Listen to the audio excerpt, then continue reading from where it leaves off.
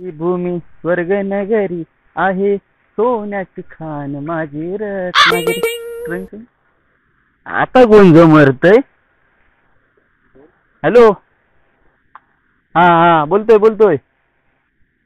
हा, गावाला रत्नागिरीत. काय हा आमच्या रत्नागिरीत मी आला जो. भगवान परशुरामाच्या पदस्पर्शाने पावन झालेली कोकणभूमी रत्नागिरी हा महाराष्ट्रातील कोकण विभागातील एक अत्यंत सुंदर आणि विविधतेने नटलेला जिल्हा आहे.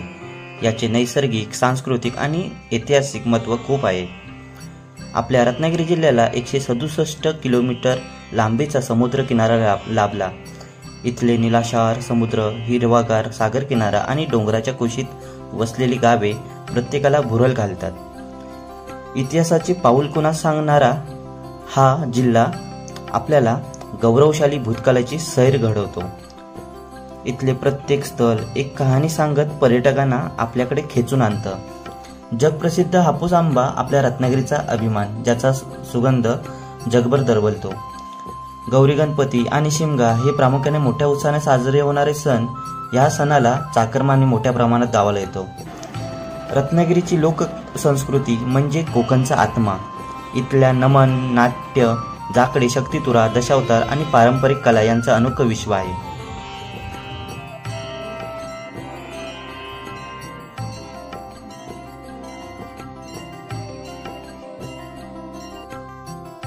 रत्नांची खाण आमची रत्नागिरी, त्यातील एक रत्न म्हणजे घोगर तालुका.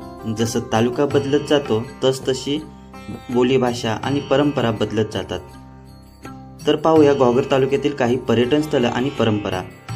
घोगर शहराच्या मध्यभागी असलेले श्रीदेवी वाडेश्वर मंदिर,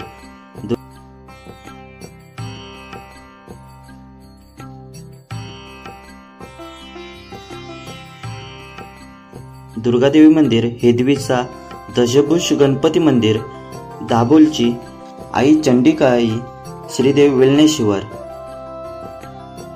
तसेच ही आहे पालशेतची अश्मविहीन गुहा, जिथे हत्यार सापडली.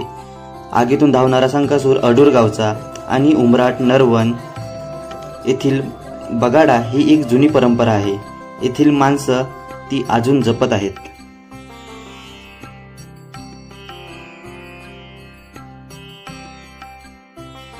रत्नागिरी हा केवळ एक जिल्हा नाही, ही आहे कोकणाची ओळख, महाराष्ट्राचा अभिमान, कोकणाचं हृदय, रत्नागिरीचं सौंदर्य.